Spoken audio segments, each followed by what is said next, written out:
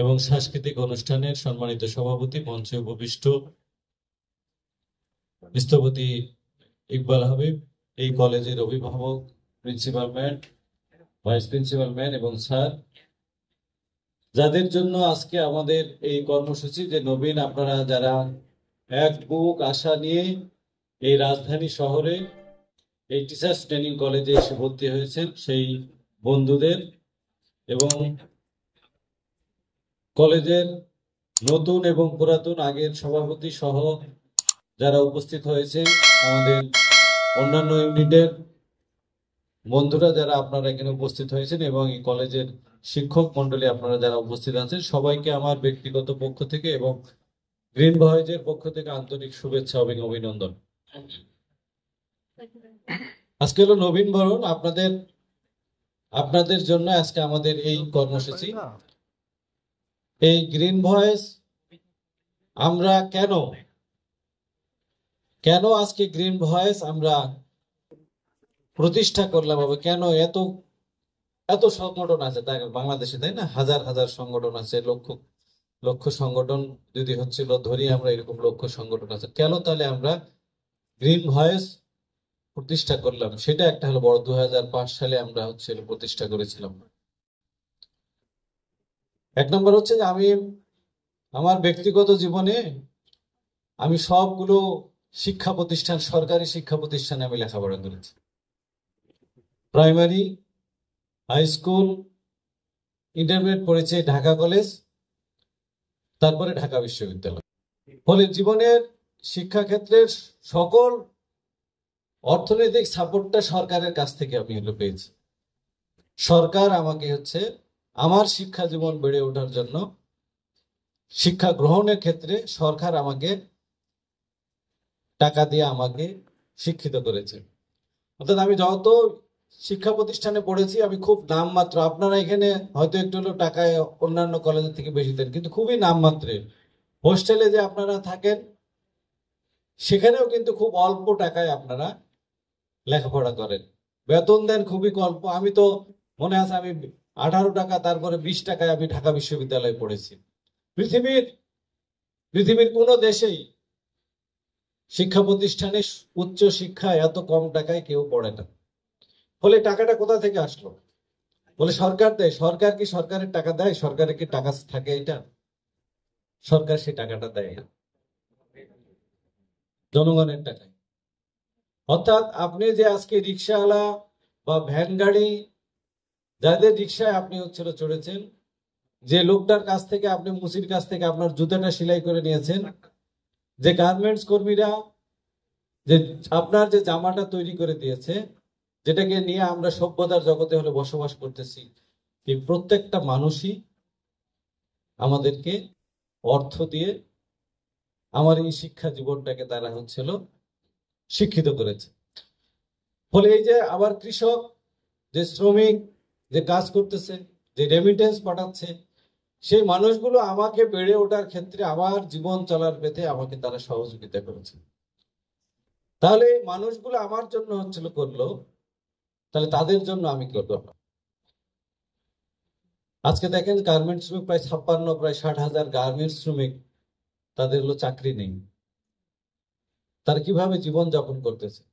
আমাদের গ্রাম অঞ্চলের যে আলু চাষি বা কৃষক, যে শ্রমিক, একদিন যদি বৃষ্টি হয়, ঢাকা শহরে রিক্সাওয়ালা যদি বৃষ্টি হয় তাহলে তো দুদিন যদি বৃষ্টি হয় তাহলে তার জীবন বা সংসার চলা খুব দুর্বিষহ হয়ে পড়ে। আমরা জানি না তার জীবনটা কিরকম ভাবে চলে। এই যে ভাবনা, এই ভাবনা যখন আমি শিক্ষা জীবনে পড়ি, তাহলে এই মানুষগুলোর জন্য তো আমার কি, আমাকে এত দিল তারা। ধরেন বুয়েটে পড়তে কত টাকা লাগে? নর্থ সাউথ পড়তে প্রত্যেক 3 মাস পর পর সেমিস্টার দিতে হয় 1.5 লাখ টাকা, 3 মাস পর। তাহলে বছরে লাগে প্রায় 6 লাখ টাকা, পুরো শেষ করতে 20-25 লাখ টাকা। আর বুয়েটে 5 বছর পড়াশোনা করে, এখানে ইকবাল ভাই আছেন, হ্যাঁ, বুয়েট থেকে পাশ করছেন, উনি আর্কিটেক্ট, উনি কত টাকা দিচ্ছেন? তাহলে এই যে এই টাকাগুলো যারা দিচ্ছে, তাদের জন্য আমরা কি করতেছি? তাদের জন্য আমাদের করণীয় কি? এই করণীয় নির্ধারণ করার জন্য যেন এই ভাবনাটা আমাদের ছেলে মেয়েদের ভিতরে আসে, সেইটা একটা বড় কাজ হচ্ছিল আমাদের গ্রিন ভয়েসের করার ক্ষেত্রে। এটা হচ্ছিল, আমি যদি বলি, আমাদের মানবিকতার হচ্ছিল কাজ। আমরা পরিবেশের তিনটা নিয়ে কাজ করি। একটা হচ্ছে আমার প্রাকৃতিক পরিবেশ, একটা আমার সামাজিক পরিবেশ, আর একটা মানবিক পরিবেশ। যে মানুষ যদি ঠিক না হয়, প্রাকৃতিক পরিবেশ, আজকে আমরা ঢাকা শহরে বাবার পক্ষ থেকে আমরা একটা সমাবেশ করে আসলাম। একটা হচ্ছিল ইটের ভাটা, অবৈধ যে ইটের ভাটা রয়েছে সেগুলো, কৃষি জমি ধ্বংস করে কৃষির আপ সয়েল যে হচ্ছিল উঠায় যে ইট তৈরি করতেছে সেটা, অবৈধভাবে বালু উত্তোলন এবং পাথর উত্তোলনের ফলে আমার যে কৃষি জমি ধ্বংস হয়ে যাচ্ছে সেটার জন্য। ইকবাল ভাই যখন এখানে আসেন, উনি চ্যানেল 24-এ এক সাক্ষাৎকার দিলেন। কিসের সাক্ষাৎকার? এই ঢাকা শহরের তাপমাত্রা বৃদ্ধি কেন পাচ্ছে, কেন আজকে আমরা সবাই বুঝতেছি না। এই ঘরের মধ্যে আমরা আছি হচ্ছিল যে এই এসির মধ্যে, কিন্তু এসির বাইরে যে আরো ডিগ্রিটা বাড়াই দিচ্ছে, এই ঘরে আমরা ভাবে থাকতে পারবো না। বলে এই যে প্রাকৃতিক পরিবেশ, আমরা ঢাকা শহর বিশ্বের চ্যাম্পিয়ন, দুর্নীতিতে চ্যাম্পিয়ন থাকে, এখন বায়ু দূষণে চ্যাম্পিয়ন, শব্দ দূষণেও চ্যাম্পিয়ন, যানজটেও চ্যাম্পিয়ন। ফলে সেই জায়গা থেকে আমরা এটা নিয়ে কথা বলি না। আমরা গ্রিন ভয়েসের ছেলেমেয়েরা আজকে আমাদের এই রেজনা বাসে আমরা শব্দ দূষণ নিয়ে চেষ্টা করতেছি, কিন্তু পারতেছি। যারা কাজ করতেছেন তারা বলছেন হচ্ছে আজ যাচ্ছে, কিন্তু পরে গিয়ে আবার হর্নটা দিচ্ছে। হর্নটা দিলে কার যে ক্ষতিটা হচ্ছে, এই জিনিসটা, এই সেন্সটা আমাদের মানুষের ভিতরে আমরা ঢুকাতে পারতেছি। বায়ু দূষণ কেন হচ্ছে? ঢাকা শহরের আশপাশে হচ্ছে যে ইটের ভাটা, বাংলাদেশে প্রায় 5,000-7,000 অবৈধ ইটের ভাটা রয়েছে। এই ইটের ভাটা, আপনারা হয়তো, আপনি ঢাকা শহরে গ্যাস চেম্বার আপনি বুঝতেছেন না, কিন্তু আপনি হসপিটালে যান, বায়ু দূষণ, শব্দ দূষণে নাক কান গলার ডাক্তারের কাছে যান, যে আসলে কিরকম ভাবে এই কানের সমস্যা বধির জাতি হয়ে যাচ্ছে। আমাদের ফুসফুসের কত সমস্যা হচ্ছে, হার্টের সমস্যা হচ্ছে, কেন? বায়ু দূষণে। ঢাকা শহরে আপনি যাচ্ছেন, মানে যে বায়ুর মান থাকার দরকার তার থেকে 3-4 গুণ বেশি। ফলে প্রতিনিয়ত আমরা এই সমস্যার মধ্যে পড়তেছি। এটা কারা করতেছে? মানুষ করতেছে, আমরা বুঝতেছি না। ঢাকা শহরে আজকে ঢাকা সিটি কর্পোরেশন, উত্তর সিটি কর্পোরেশনে আছে 10.8, দক্ষিণ সিটি কর্পোরেশনে আছে 10.5 গাছ, অর্থাৎ সবুজায়ন আছে, কিন্তু থাকার কথা 25%।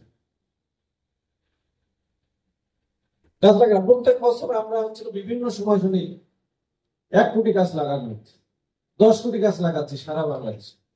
একদিন পরে যাই দেখি সেই গাছ আর নেই। কি যে হয়ে যায় আমরা হচ্ছে জানি না। গাছের হাত পা লাগানোর পরে হাত পা হয়ে যাচ্ছে, চলে যায়, থাকতে চায় না বাংলাদেশে। এবং এই যে এই পরিবেশগত প্রাকৃতিক ভাবে যে সমস্যাগুলোতে আছে, সেই জায়গাগুলো আমরা বলার চেষ্টা করেছি। আমরা বলেছি সমাজের মানুষের কথা, আমি যে মানুষগুলোর কথা বললাম, এই সামাজিক পরিবেশ আমরা ঠিক করার জন্য কাজ করে যাচ্ছি। আর একটা সবচেয়ে বড় যে জায়গাটা, আমাদের মানবিক পরিবেশ। পৃথিবীতে এখানে আমরা যারা আছি সবাই শিক্ষিত হচ্ছে, তাই না? টিচার, বিসিএস ক্যাডার, সচিব, এসপি, আর্মি, যা আছে সব শিক্ষিত বা মেধাবী ছেলে মেয়েরা আমরা সেই জায়গাগুলোতে অবস্থান করি। কিন্তু সবচেয়ে দুর্নীতিবাজ, অমানবিক আমরা যারা শিক্ষিত, আমরা বলি, আমরা কিন্তু সেই কাজটা করি। ঘুষ দুর্নীতি সবচেয়ে বেশি করে। আজকে প্রত্যেক, এই যে পরে আসতেছে, প্রত্যেকটা জায়গায়, এর আগে আমরা বালিশ কেলেঙ্কারি শুনেছি। ইঞ্জিনিয়াররা ব্রিজের মধ্যে রডের পরিবর্তে বাঁশ দিয়ে দিচ্ছে। ফলে এই যে একটা মানুষ, যে ইঞ্জিনিয়াররা করতেছে, বড় বড় সচিব এক কলমের খোঁজায়। ফলে আপনারা যারা নবীন আজকে এসেছেন, আমাদের জন্য দেবেন। আমরা যদি মানুষ না হই, আমাদের ভিতরে যদি মনুষ্যত্ব গুণটা না থাকে, তাহলে তো এই সমাজটাকে আমরা ঠিক করতে পারবো। আমরা 1952 সালের রক্ত, আমাদের 62 সালের শিক্ষা আন্দোলনের রক্তের, আমাদের পূর্বপুরুষ, আমাদের 71 সাল, আমাদের শেষ আমরা করলাম 24, কিন্তু আমরা মুক্তি পেলাম। আমরা কি মুক্তি আমাদের মিলতেছে? আমরা মনে করি যে এখন ঘুষ দুর্নীতি, জগন্নাথ বিশ্ববিদ্যালয়ের হাজার হাজার ছেলে মেয়ে নেমে পড়ছে। 16টা বছর আপনার, আমি তো দীর্ঘদিন, আমি তো ঢাকা শহরে আছে অনেক দিন হচ্ছে যাই। এই ছেলে মেয়েগুলা কতদিন থেকে একটা আবাসন নেই, আপনাদের টিচার্স ট্রেনিং কলেজে আবাসন আছে, ওখানে এতগুলো ছেলে মেয়েদের একটা হোস্টেল নেই। দীর্ঘদিন ধরে তারা বলতেছে একটা ক্যাম্পাস, ভালো ক্যাম্পাস নেই, একটা বিশ্ববিদ্যালয়। কত টাকা লাগে, কত হাজার হাজার কোটি টাকা সব চলে যাচ্ছে। ফলে সেই জায়গাগুলো যদি আপনারা যারা নবীন আসছেন, নতুন আসছেন ঢাকা শহরে, এবং নতুন জীবন আপনাদের হচ্ছিল এই ঢাকা শহরে আসছে, কিন্তু এইটাই হচ্ছিল সময়। যে আপু যে কথা বলে গেলেন যে হচ্ছিল শুধু পড়াশোনা নাই, পড়াশোনার পাশাপাশি এই যে মানবিক গুণাবলী আপনাকে তৈরি করার জন্য, এখান থেকে তো সবাই বিসিএস ক্যাডার হবে না, সবাই শিক্ষকতায় হলো যাবেন না, বিসিএস ক্যাডার হবেন না। তাহলে এই সমাজে যদি আমাকে বসবাস করতে হয়, এই সমাজের সামঞ্জস্যপূর্ণ আমার জীবনকে যদি গড়ে করতে হয়, তাহলে অবশ্যই আপনাকে এক্সট্রা কারিকুলামের দিকে যাইতে হবে। সেই জায়গাটা যদি আপনারা হচ্ছিল এখন থেকে না ধরতে পারেন, তাহলে দিন শেষে যখন মাস্টার্স শেষ হয়ে যাবে তখন দেখবেন যে কোথায় ছিলাম আমরা। আমরা এখন একটা রঙিন জগতের মধ্যে সবসময় হচ্ছিল বসবাস করি, যে আমাদের এখন সোশ্যাল মিডিয়া চলে আসছে। সারাদিন আমরা হচ্ছিল, আপনি দেখবেন যে স্ক্রোল করে দিন শেষে দিনে কত ঘন্টা আপনি হচ্ছিল সোশ্যাল মিডিয়াতে, দেখবেন যে 7 থেকে 8 ঘন্টা আমাদের এমনিতেই চলে যায়। ফলে এইটার ব্যবহারও আমাদের হচ্ছিল সীমিত আকারে নিয়ে আসতে হবে। আমরা গ্রিন ভয়েস সেই বার্তা নিয়ে আমাদের এই ছেলে মেয়েদের কাছে আমরা যেন এই যে 3টা পরিবেশের কথা বললাম সেগুলো যেন হলো সে বোঝে, জানে। আর লাস্ট বললাম, আপনি যেখানে পড়াশোনা করতেছেন, যে মানুষটা আপনাকে আপনাকে তৈরি করতে হচ্ছিল, সময় দিচ্ছে, শ্রম